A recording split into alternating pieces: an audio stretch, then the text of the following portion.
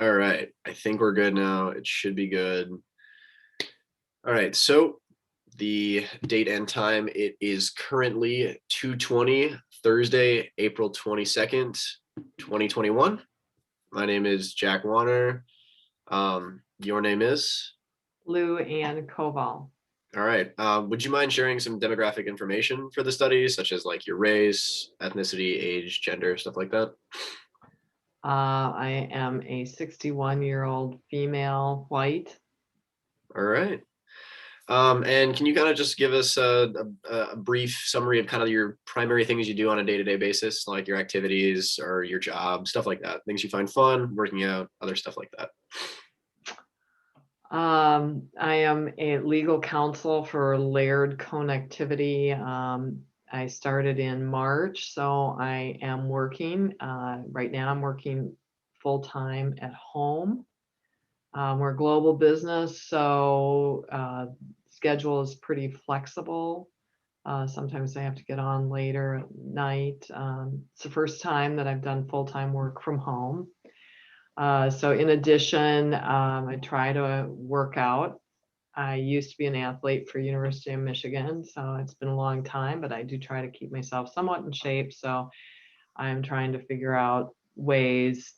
I would typically go to the gym, but that's changed a little bit with COVID. I still swim, but I'm not spending time at the gym. So I'm having to figure that out remotely, doing remote classes and stuff like that. So, from what I understand, you also used to be an All-American swimmer, not just a university athlete. That's true. I did win All-American. It was All-American level synchronized swimming. And I swam for the University of Michigan on scholarship. Awesome. Well, that's really cool. Um, I do want to briefly just take a step back. You mentioned during the gym that it's kind of hard to go in and get an exercise because of COVID. Would you Right. be willing to speak a little bit more to that and kind of the struggles that you feel and that you've encountered when you've tried to go to the gym and kind of how you've supplemented, I guess, getting a workout in elsewhere? Yeah. That was really hard. I don't know if you were aware, but when COVID, first of all, I had a new job. If you don't mind my sort of going back and No, I was going to address addressing that at a it certain in a point too. more holistic way. Um, I started a new job, and a week later, COVID shutdown hit, and so now I'm all of a sudden working from home for the first time. So that was a change. And then my normal workout routine, where I had a gym that was open 24/7 for the most part, other than a short time closed on Saturday nights for cleaning. Um, that was always available to me. And then the other thing is that, outside we had, Wisconsin has wonderful system of parks, state parks, um, and what ended up happening in the next few weeks was even the state parks were shut down. So all of a sudden the gyms are closed. I was one of the last, if not the last person at the gym that walked out before it closed. Um, and swimming, which is my background, swimming is safe from a COVID standpoint, but that was all shut down along with everything else by the gyms.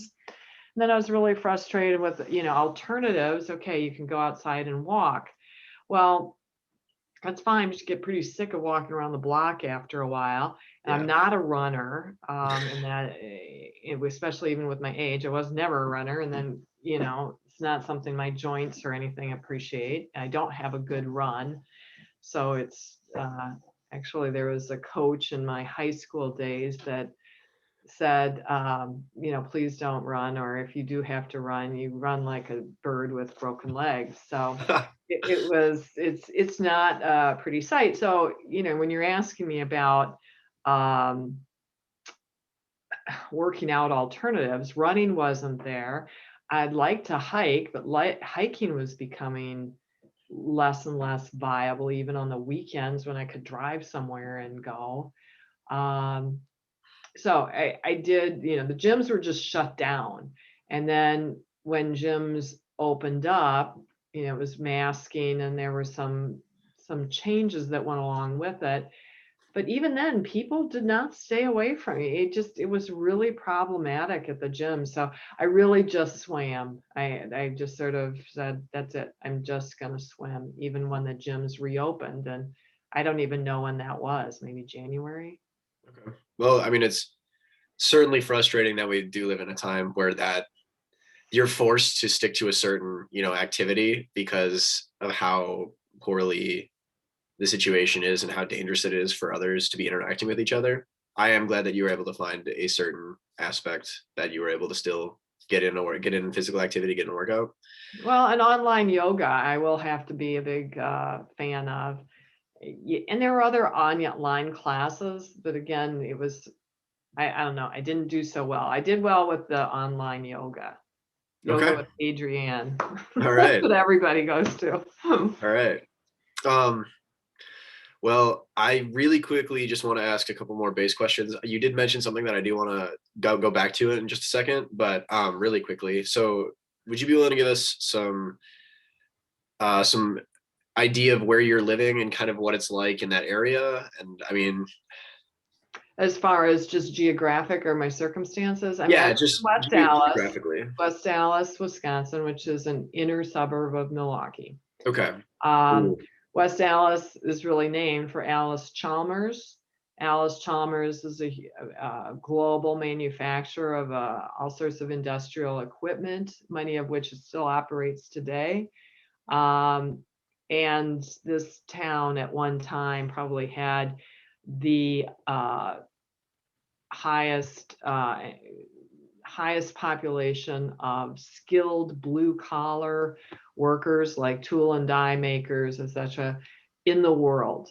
So Oh, it's an unusual. So you still have, what's very interesting is grandparents that still travel internationally to maintain, giant ovens and such like that all over the world. So oh, that's really it's interesting. a very interesting older inner suburb that is working to reinvent itself. Now, I live in a house built in 1930. I mean, do you want that kind of information? That's not as useful. I mean, you're more than welcome to share your house's history if you'd Yeah. like to. I was just kind of going to address how it is. Obviously, there are some certain areas and cities in Wisconsin or in the Midwest that are less affected by COVID Mhm. than say others. And I was curious as to where you think you may fall in that line. Obviously, you're close to Milwaukee, which has been a very, very high concentration for that. I'm kind of wondering if you've had to worry about that interaction or how you've dealt with that interaction or Oh, just the worry as a whole. absolutely. I mean, I'm very lucky because I was able to work from home. Most of my neighbors and everyone else here,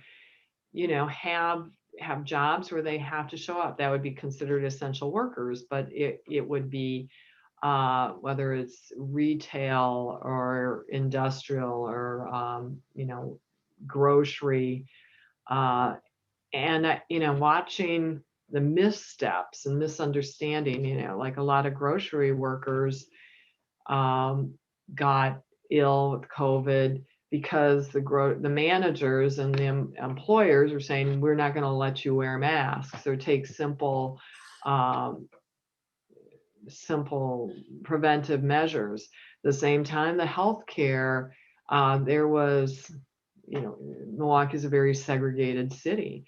And we had in West Allis some administrators, well-educated, pretty senior administrators who were Black and went to the hospital with COVID and were not treated.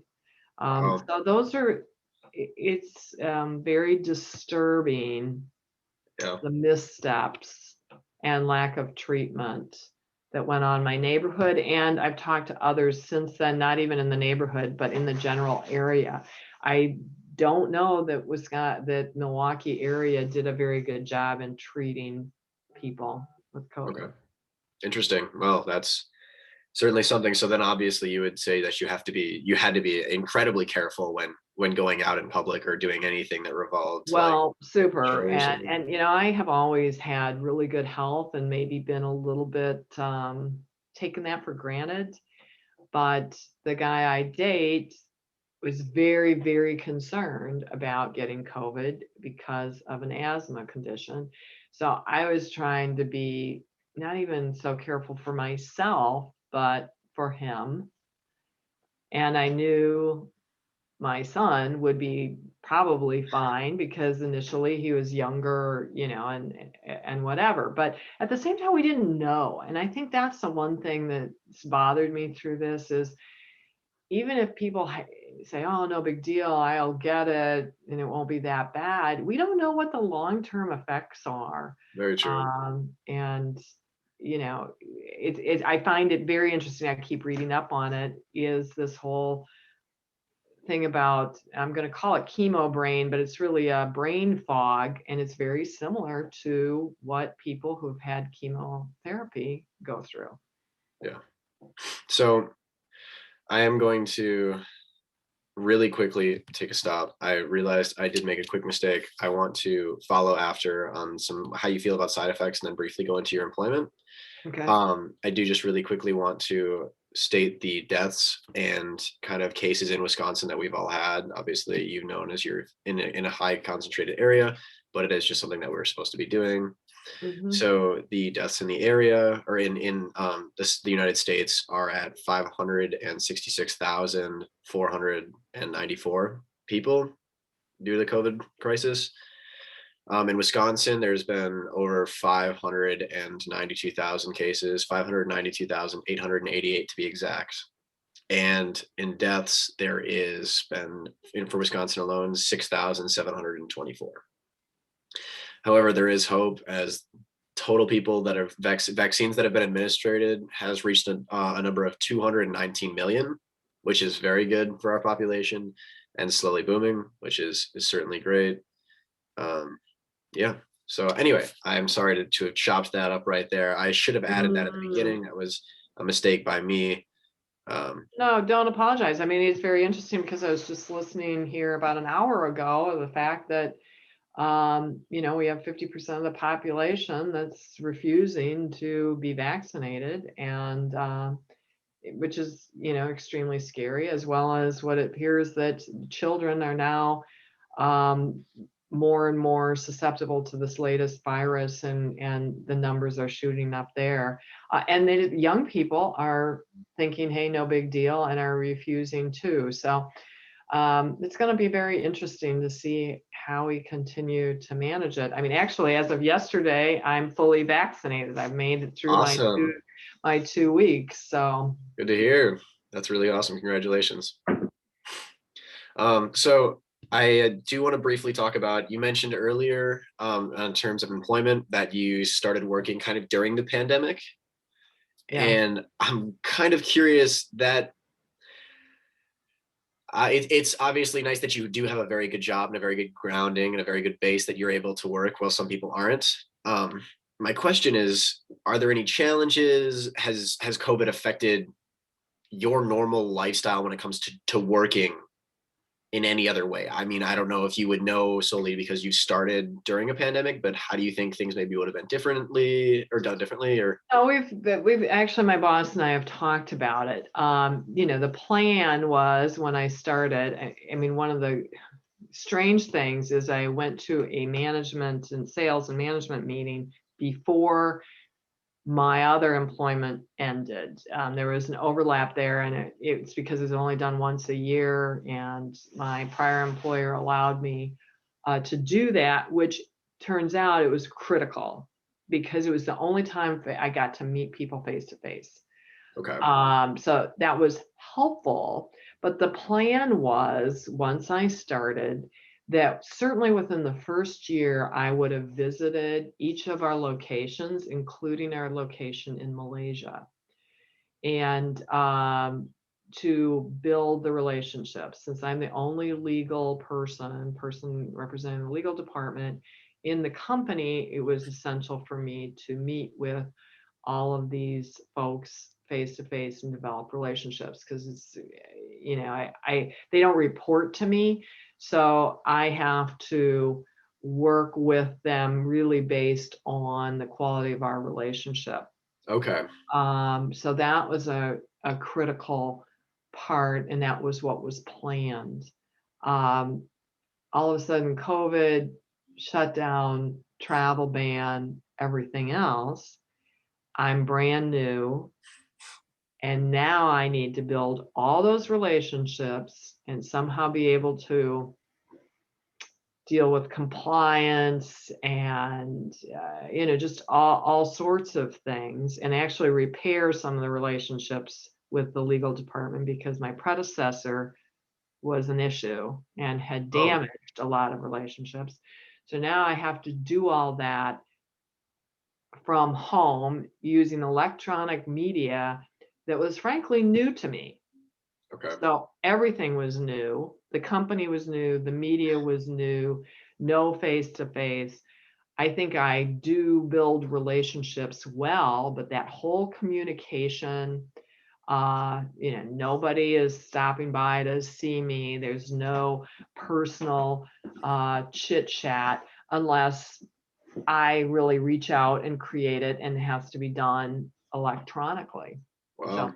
that was Okay, so difficult. yeah, so you've had quite a few challenges coming into a new company, especially one that requires. I mean, yeah, I could understand that having or being part of the or representing the company on the laws front would require you to have a decent relationship with a lot of people. I mean, it's obviously good that you did get some interaction with people face to face, but would you say that COVID certainly challenges you in that aspect Yeah, on the I mean, laws what I front? had was for one day, Yeah. okay?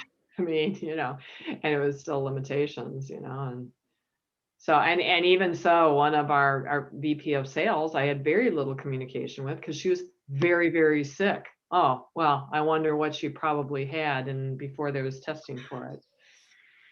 Yeah, that certainly could have been something to worry about. Yeah, Yeah. I was glad she was stayed upstairs and I didn't get to see her very much. Well, I mean, at least you avoided the situation. There could have been worse. Yeah. Um, I do want to quickly address another part about the employment. How do you think COVID's kind of been on your company's economy? I obviously there are each company is affected differently, and I'm kind of curious to know as to what. In fact, it was very interesting because, of course, so we produce antennas and modules that facilitate and communicate. It's part of the Internet of Things, the various types of equipment. Okay, so it's a connector. So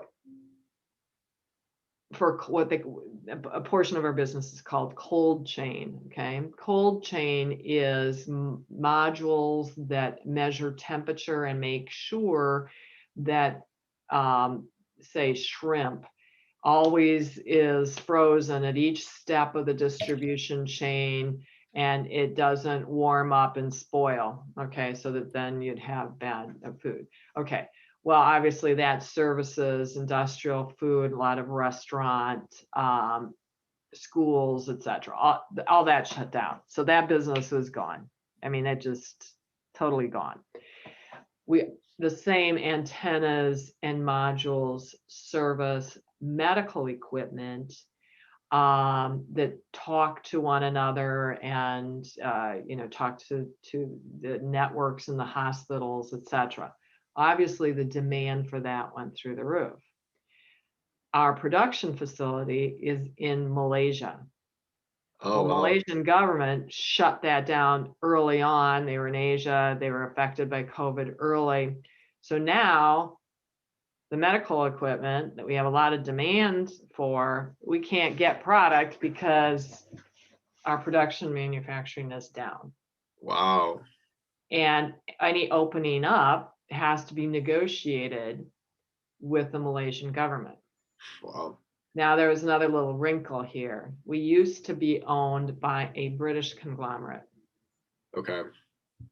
We're now a US conglomerate. We couldn't get in front of the right people, the right power centers in Asia to get up the plant open, Oh. until once we figured out that, there was a consortium of US companies that were negotiating, and we are now a US company instead of a British company. And once we joined that consortium, it still took a long time, but we were able to communicate with the government and get the approvals and investigations and all that kind of stuff done, so that finally we were able to get the plant open at least at 20% level, and eventually 30% level. And then, I'm not sure we're fully open yet, but we at least have gotten some flow so that we could keep, the ventilators going and, services to a bunch of critical companies. So Wow. is that kind of what you wanted to know? Yeah, yeah, no, that's very interesting. So obviously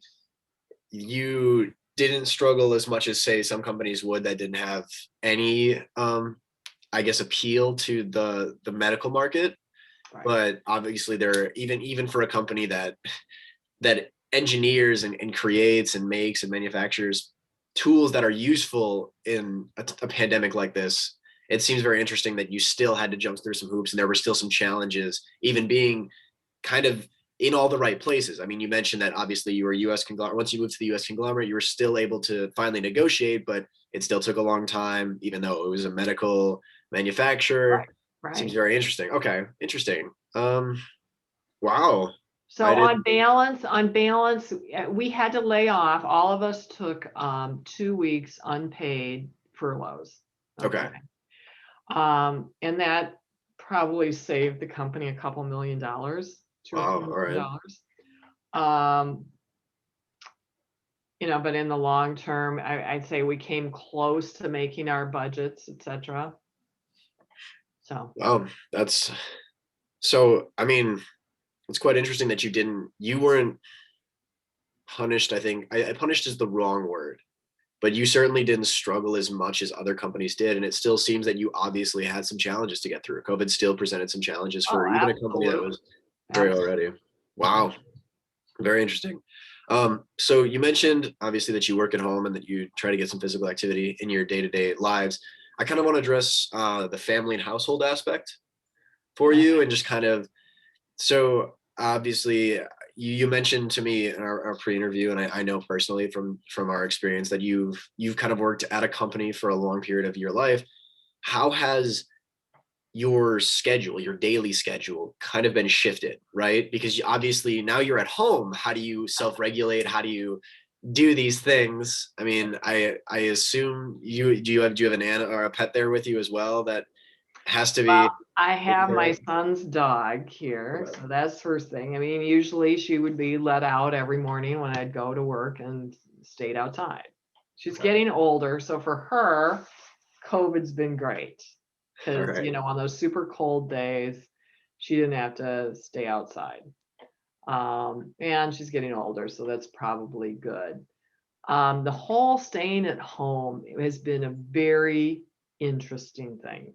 First of all, when I would go into the office, and especially given I never knew if I would be going into a legal office with lawyers and there's just different dress codes, I always wore nice clothes, professional clothes, as I call them, pretty clothes now.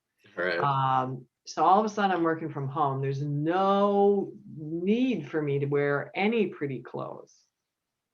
A friend of mine who also is a lawyer said all he does is he's wearing the same shirt and pants for weeks on end, which was kind of scary since I know him, but I didn't have to be near him, so I didn't have to smell that. But that just isn't good. But it's very strange. I'm getting much more sleep, so All I right. don't get up as early.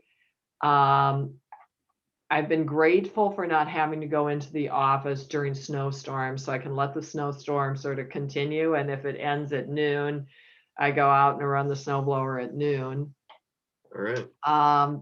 Because we're a global company, the timing and have Asia facilities, sometimes I don't have that many calls at night, but I will get messages. And if I can get right back to them, if it's something urgent, I just walk over to my desk and do it. And, Okay. the big thing is I don't have young kids. I mean, if I had younger kids, I don't know. I don't know how I could handle the trying to help with, right? I can barely handle technology for my job, let alone trying to handle the technology for other learners in the house or So, oh take wow. Okay. Yeah. I mean, and I don't know, and keeping them entertained, and then feeding them, and oh my God, I mean, this has been a big change, but it's just me. Yeah. So it's a good thing your son's not coming home, so you don't have to deal with him yelling and screaming, playing video games and all of that. Well, usually he's asleep. I Ah, probably wake him up okay. So because even having, he's in his teen years, and moving into his early 20s, so he likes to sleep a lot. okay. All right. Well, that's very interesting. I mean, so it seems like there were some slightly decent things that came out of COVID. I mean, working from home certainly, obviously, I mean, you mentioned earlier on that it presents its set of challenges in terms of technology, learning everything, and I think you obviously mentioned too a little bit that it seems to me that COVID, because of COVID and you being a worldwide company, you don't really have set work hours as much as you just have. If it's if it's an important thing, you have to get to it when that email comes in or when that message comes in. Um, and I mean, I personally can relate about the clothes thing. I haven't put on real clothes, other than maybe going out for a dinner in like 3 months, give or take. One thing I did notice, sort of when there was COVID, the hard lockdown, and then there was a little bit of an opening, is how many of my colleagues put on serious amounts of weight. And Oh, that was really? one thing that I did, is I did not wear sweatpants or pants that had a whole lot of give. Okay. I did gain weight, probably a pound to two, probably consistent 2 pounds, but I still was wearing at least jeans that were somewhat restrictive, so I couldn't go nuts. Okay. Interesting. So, I mean, do you think maybe the the fears and I think fears is the best way to phrase it. Do you think the fears of working out in a gym and being physically active around large groups of people during this pandemic might have also influenced that? Or would you think that the lockdown kind of helped influence people to gain weight in a separate way? Oh no, I'm sure it was just that we're less mobile. Okay. I mean, it was that Yeah. we couldn't go out and do those things. And even if I was hiking on the weekends and really found, there's a couple of federally controlled trails that you could go on and avoid the Wisconsin State Park shutdown. I mean, Yeah. became an expert, okay? And I mean, I would still do that. And even so, I was still struggling, because I've never worked from home. So I've never, it's just way too easy to walk downstairs to get a cup of coffee and then have a cookie. Wow. Yeah. I mean, that makes a lot of sense. I think that's also a pretty difficult part. If it's right there, it's always tempting you. It's not Yeah. like, I mean, I know personally when I'm in class, if I don't put my phone in my backpack, it's always the more boring the class gets, the more heavy the phone gets in the pocket. So I can absolutely relate. Yeah. And if that phone delivered calories to your backside, you can imagine what the backside would look like. Very true. Very true. Um, would you mind kind of giving me a rundown of how you interact with, your friends, family? You mentioned you're dating, how you're dealing with that during the pandemic. I mean, obviously there are new things you have to be worried about, elderlies and certain aspects like that. How do Yeah, you? I mean, well, you had to create your pod. Okay. I Okay. mean, Can you now, elaborate more on just like a pod and what you mean by that? yeah, a pod, or your own little group of people that you trust, that will be careful and not infecting you, especially when we didn't know anything. And so really, I mean, at that time, because you had no testing, I mean, that was one of the huge failures in all of this. If we just had testing, it would have been a different story. But so my boyfriend and I, that was the pod. And my son, to the extent, and even that was tough, but that was a choice I made. I was willing to take that risk. Can you kind of explain why it was tough and why you felt that might be hard to include your son in that group? Well, because he's going in and out of college. Okay.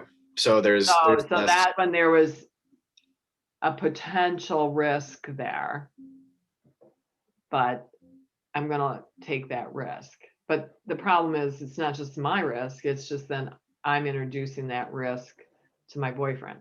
So Okay. that's the whole circle. And So actually it was good that we had 2 houses because I could tell myself when you're just cooped up and you can't go anywhere, "Oh, well, I'm going to his house."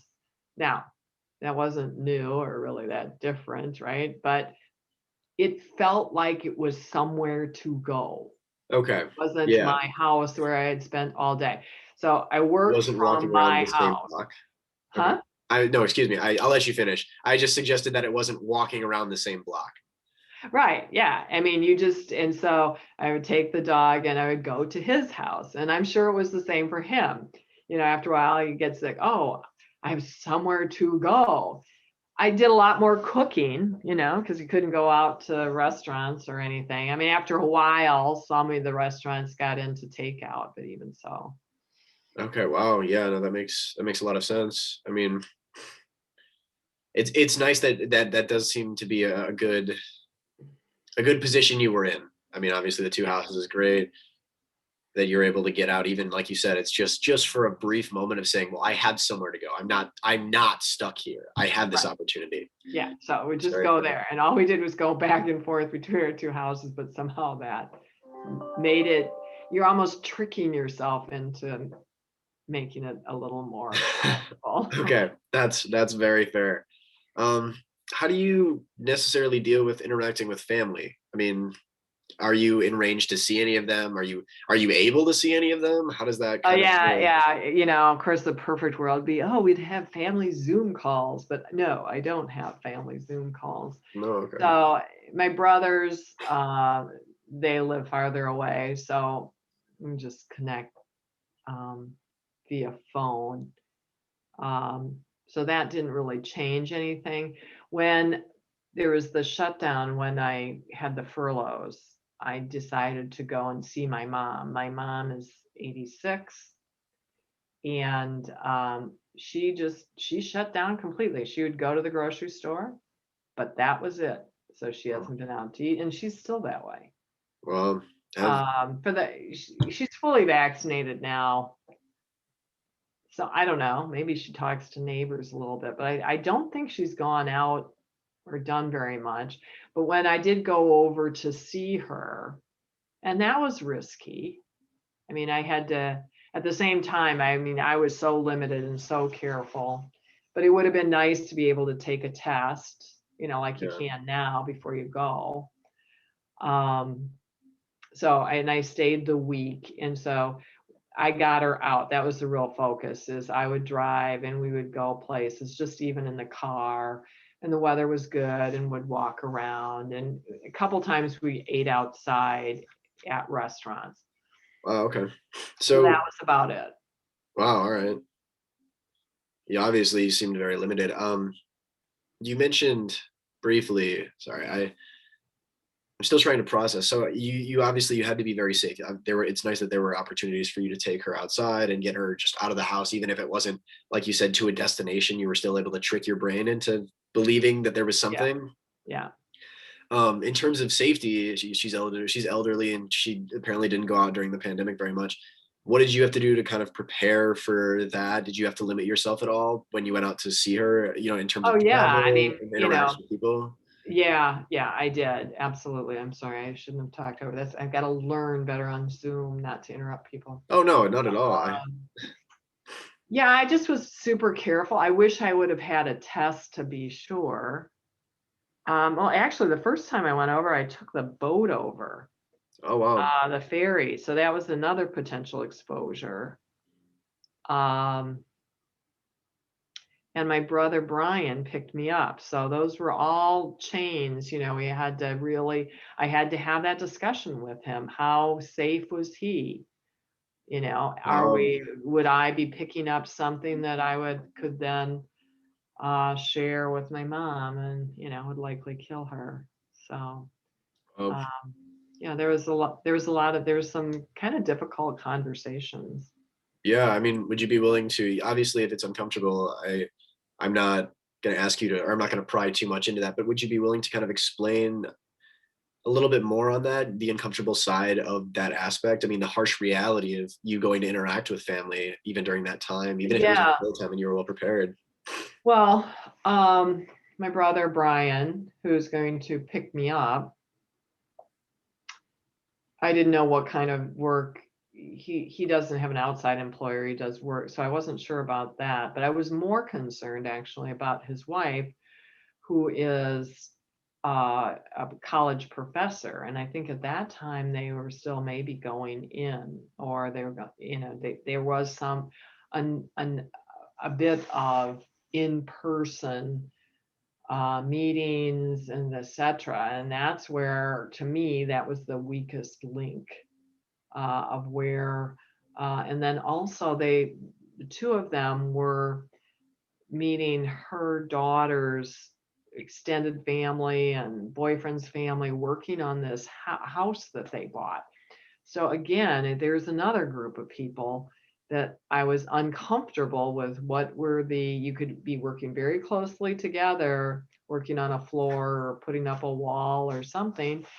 And I was pretty sure that they weren't being masked and weren't taking care of it. And so I had to ask that question of my brother Brian, and really push to say, how safe is this? When was the last time did this happen? How careful can we be? I'm uncomfortable. And so maybe the answer was going to be that he's not going to pick me up from the boat, and I'm going to have my mom come and pick me up with the boat. And if that means I sit around and cool my heels somewhere, I'll just have to bring a sleeping bag or whatever, stay warm and wait until she could get there. At the end of the day, Brian's wife was able to get, because she was a professor, she was able to get tested pretty gosh darn close to when I came over. So she tested negative. That gave me more comfort that it was okay for my brother to pick me up. And we frankly just spent most of the time outdoors. I was still very careful during that day. And my mother came and met me there at his house. So there wasn't a ton of exposure, but that was the difficult. It's always, not easy to ask somebody about, well, is your wife being safe? It's kind of. Yeah, no, very, very fair. Out of curiosity, since you're talking about exposure, have you, or does anyone have they gotten sick from COVID-19? Yeah. Sean got the boyfriend got sick from COVID, which it was 10 days after he got the first vaccine. So he's one of the very few that had a breakthrough, and he got Pfizer. So a very unusual breakthrough situation.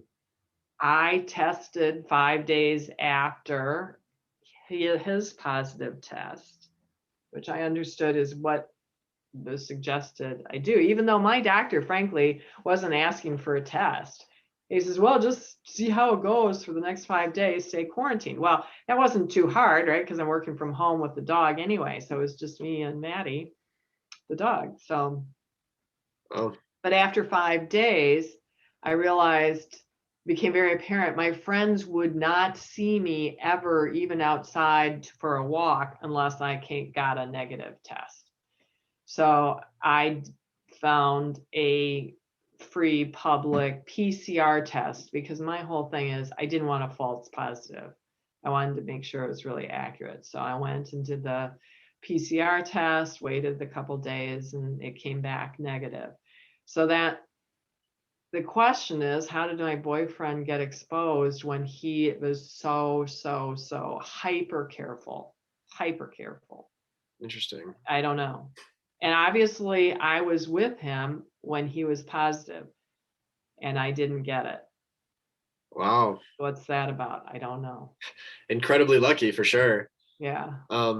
So since he had it, what was kind of the experience that he had? I mean, you don't have to, if he, obviously you feel he wouldn't be comfortable with you sharing this. Oh, no. Some of his family is in the vaccine medical world, and they did a quick analysis when they found out he was positive, and they said, well, you'll have less symptoms, and you'll only have 3 days of sickness. And that's really what they were exactly right.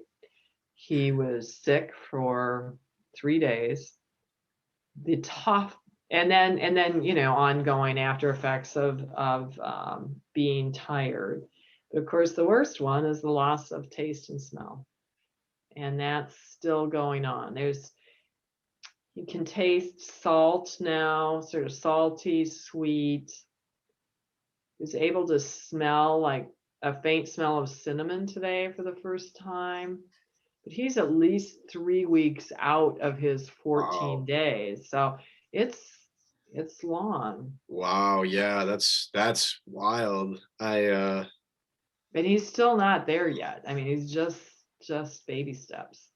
Wow, that's crazy. I mean, I think it shows that even like in this situation, even being hyper careful can still unfortunately get you put in that situation. And it doesn't always, it definitely is a struggle if you get it. Obviously, I mean, some people recover faster than others, but your boyfriend clearly seemed to be very careful about it, and he ended up still suffering pretty heavily because of it.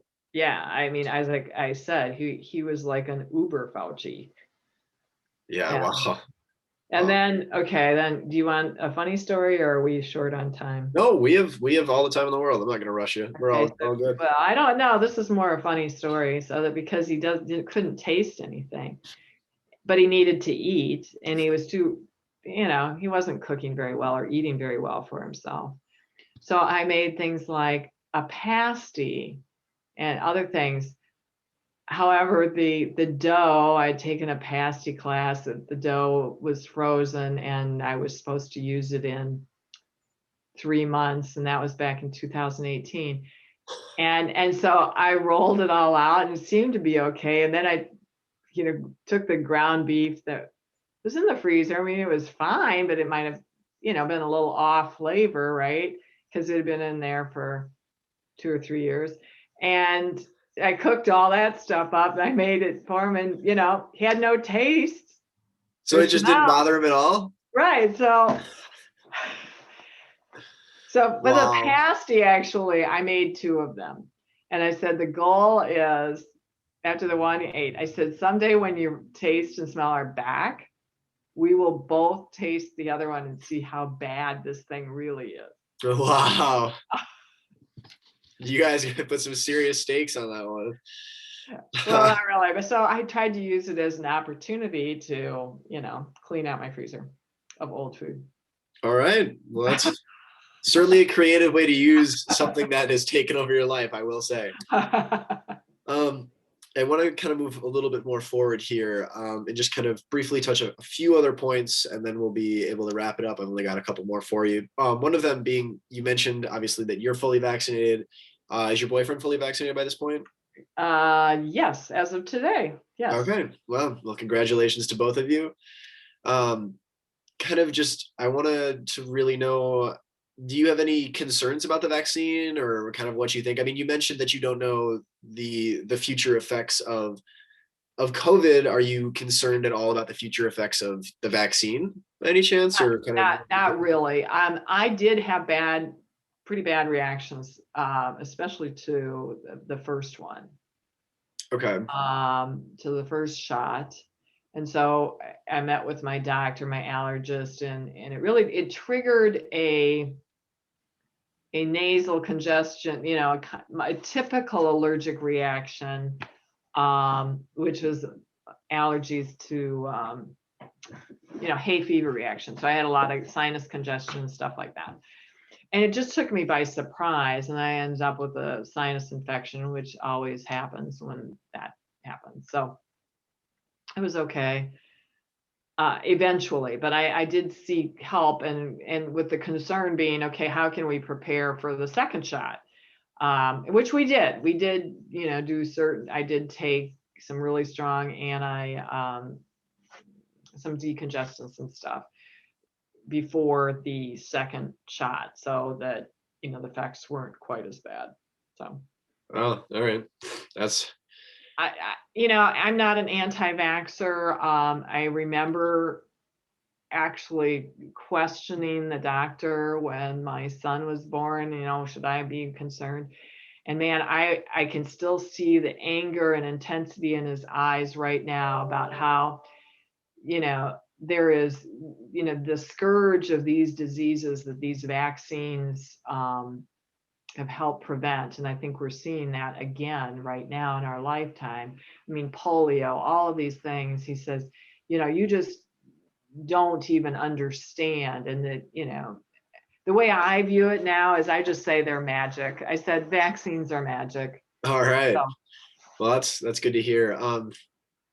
In terms of vaccines and their distribution and kind of your access to getting them, I was curious as to kind of if it was first off a struggle for you, and then furthermore, how you think how you think the government officials on any form, state, local, or federal, kind of how well they handled the pandemic and getting out, information about COVID, providing vaccines, stuff like that.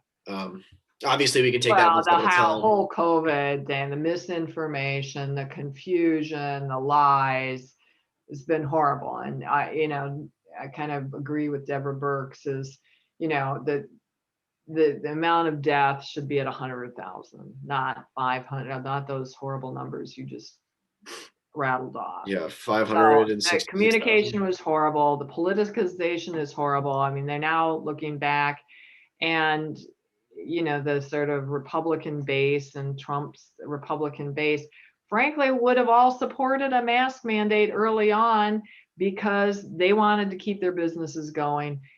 The politicalization and that split has just been tragic. So that's really sad. Getting the vaccine, I mean, I think it's amazing. The fact that it's now starting to drop is terrible. But I know I was, in there trying to figure out how to get in and get my appointment at Walgreens and such, like, everybody else. But I really think the rollout, I think Biden knows how to run, his past in the government, and this is what governments are for. And I think people don't realize that when you have to do this is what governments are for. Interesting. Okay. Yeah. Wow. I mean, so then you would agree that for you, I mean, obviously with Biden's help and pushing a mass production of these vaccines, it was fairly easily accessible for you, even in an area that has been known for constant or for a high concentration of COVID cases. Was it not too much of a struggle for you to get a vaccination? No, it wasn't. And actually, in some of the really areas of Milwaukee where they really, really suffered, the federal government came in early on with buses, with vaccines and whatever, and kept it open to anyone within that zip code. Wow. So I think that it went over and above. It was still a little hard to get, but I wasn't 65, so I was kind of pushing, the Okay. limit. Yeah, that's very fair. My final question for you, my final point that I kind of would like to address with you is just kind of the future of, after this.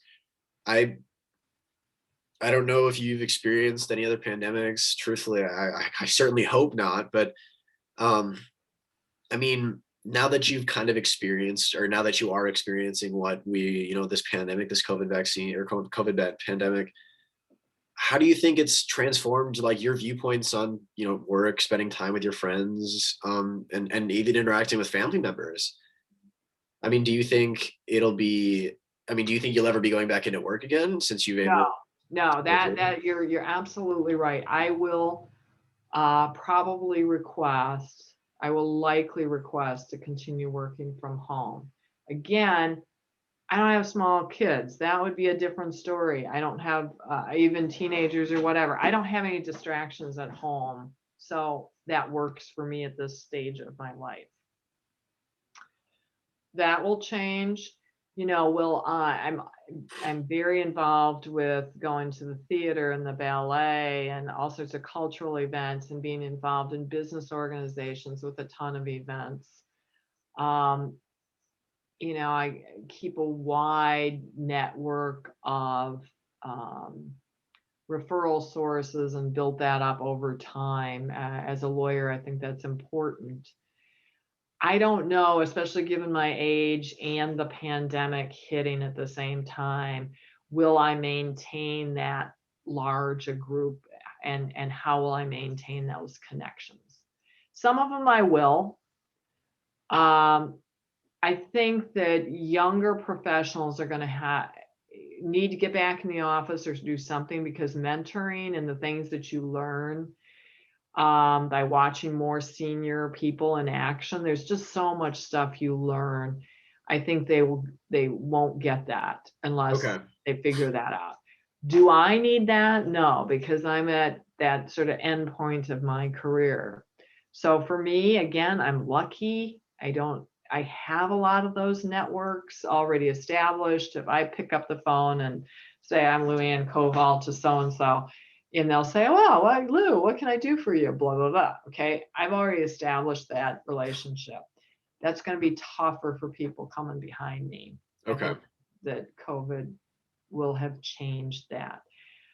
I think we're not out of this. India just said that India's on fire with COVID, and the additional variants that are going to come out with it, and I think it's going to hopefully force an understanding between this and climate change, that the globe, we're all in this together, not just the country, Yeah. but a whole world approach, and that's huge. But it's gonna take some kind of calamity like this, I think, for us to get there. I'm not Um, particularly optimistic at the moment. all right. Well, there it is. I mean, that viewpoint, I think, kind of, I honestly suggest that it highlights a lot of people's viewpoints. I mean, there's a lot of problems and struggles currently in the world, and I mean, it's interesting, obviously, that you're going to be able to take advantage and take control of some parts of your life, but obviously others are still unfortunately being struggled with. Um, I think that's kind of all the questions that I really have for you. Okay. Are there any you really have to ask for me, or No, I hope this project is enlightening and certainly worked was? out well. Awesome. Thank you so much. If you want to All stick right. around after the recording, I can really quickly just get a or post interview with you, everything like that. Should be Okay. all good. All right. All Thank right. you. Yep. Thank you.